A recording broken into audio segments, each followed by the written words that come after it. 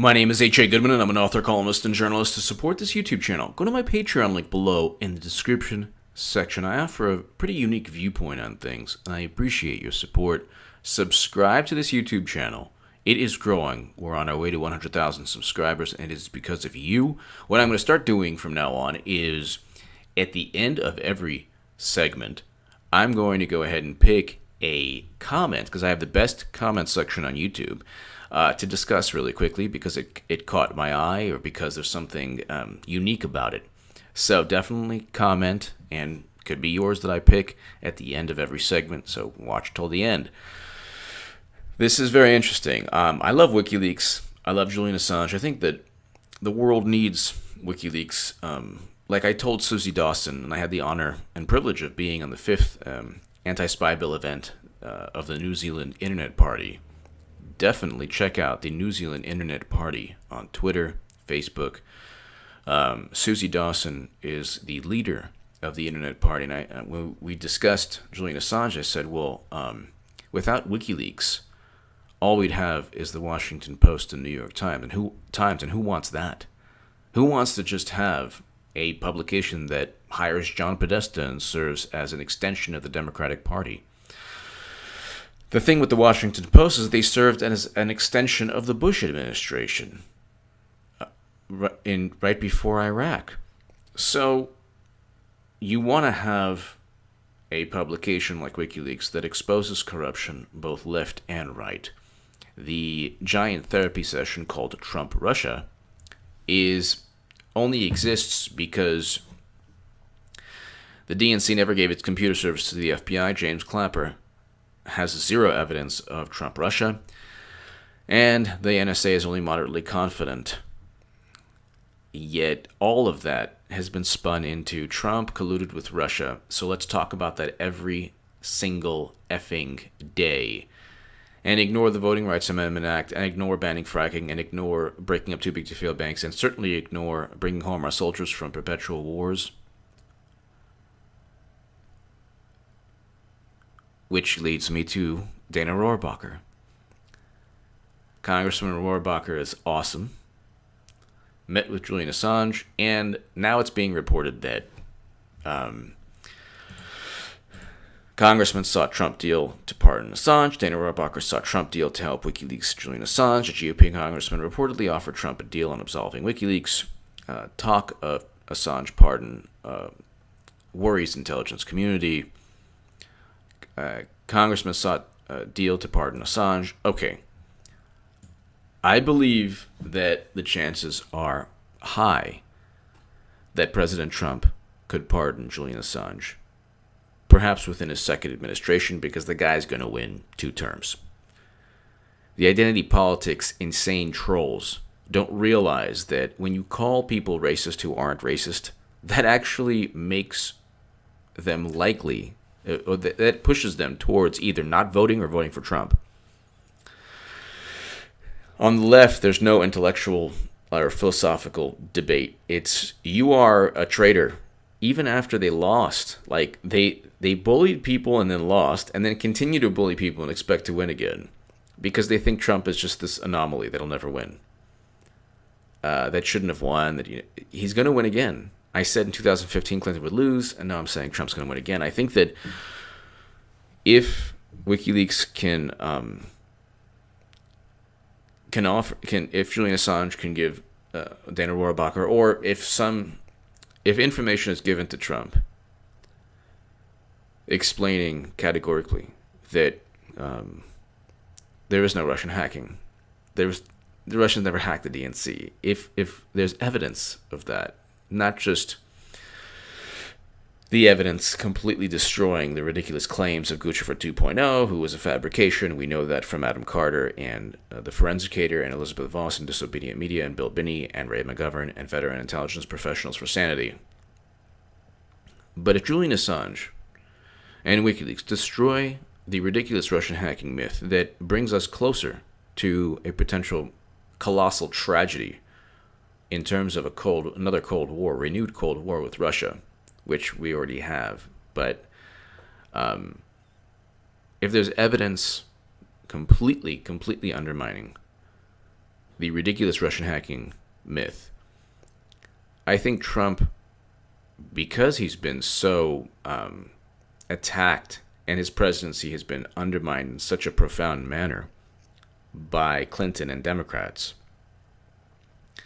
I think that he would, despite, Pompeo and the CIA, playing ball with the intelligence community and saying, oh my God, WikiLeaks is a big enemy. Pompeo tweeted the 19,000 plus emails from the WikiLeaks DNC emails, or he tweeted about the WikiLeaks DNC emails. Trump retweeted and tweeted about how much he loves WikiLeaks.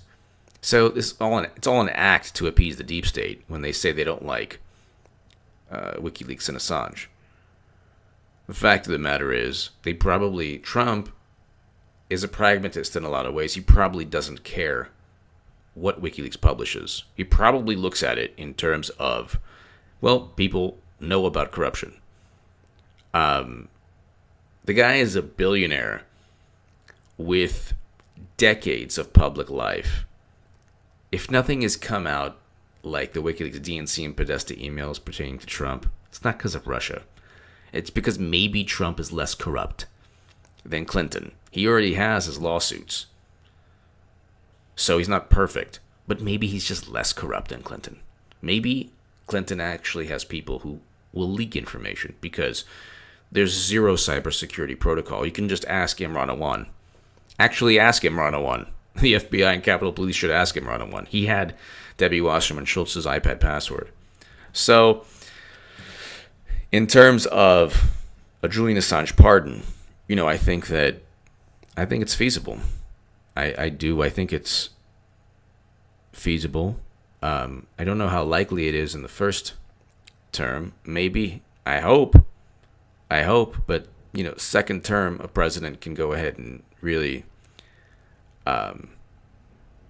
Or he pardons Assange in WikiLeaks the first term, throws a giant curveball to the political establishment, and wins the respect of people around the world, especially independents within the United States, who will risk getting fired from a job simply to vote for Trump because he pardoned WikiLeaks and Julian Assange.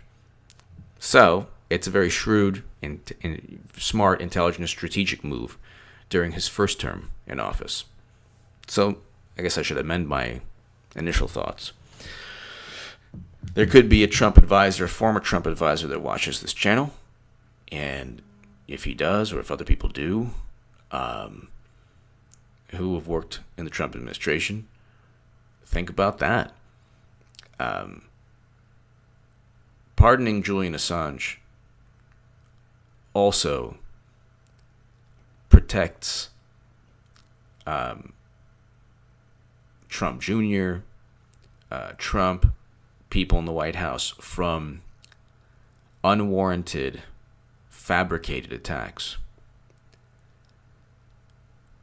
Because he removes himself from a really disgusting, corrupt apparatus and kind of expresses or shows, complete autonomy from DC by doing so, by pardoning Assange. And also, he alleviates any issues pertaining to a monumental First Amendment controversy. Because then, if Pompeo or if the Senate or if WikiLeaks is viewed as a hostile, actor, and they're not, and Assange is not pardoned, and they try to crack down on WikiLeaks, then the Washington Post knows they're next. Then what takes place is you have Democratic Party establishment public relations firms like the New York Times, Washington Post, then saying, "Oh my God, we're next. Now we need to defend WikiLeaks." So that would actually, in a way, really, really hurt Trump. If he didn't pardon Assange and if he actually went after WikiLeaks. Give me your thoughts below. Share this segment everywhere. I'll get to one really, really interesting comment. Trump is yet again trolling the media. This is regarding a segment I did about the video of the golf ball landing on Clinton. Trump is yet again trolling the media. And that is 100% correct. Trump is yet again trolling the media, and the media doesn't know how to react. And he is shaping the narrative because the snowflakes, especially on the left, they don't get upset over $10 billion lost from Haiti or stolen from Haiti by Bill and Hillary Clinton. They don't get upset that President Obama destroyed Libya. They don't get upset that structural issues haven't been taken care of or that Bernie Sanders was cheated. The neoliberal or,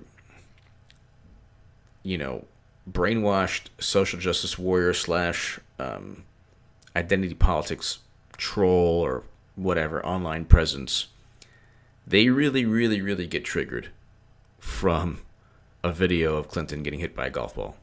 They don't care if Kathy Griffin chops off Trump's head and it's all bloody. That's fine to them. But the golf ball thing, they can't stand. Trump is trolling the media. He's shaping and creating his own narrative whenever he wants because he knows Twitter is the perfect tool to do so. He knows Twitter is the most unhealthy form of communication on the planet, where everything can be misinterpreted or viewed as this instant emotional trigger.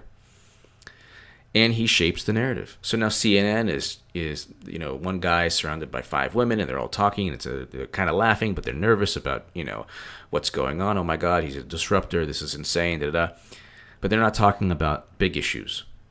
They're not talking about the Voting Rights Amendment Act. They're certainly not talking about anything on the left that should be addressed, but it instead is hidden or covered up by Trump Russia and the ridiculous Russian hacking narrative. So give me your thoughts below. Share this segment everywhere. Subscribe to this YouTube channel. And I really hope that President Trump does pardon Assange. It would be the most intelligent, wise, and shrewd political move that he could do. Give me your thoughts below. And it's the morally justified thing to do. Assange deserves to be free. He's a hero and a publisher. Give me your thoughts below. Thank you so much for listening.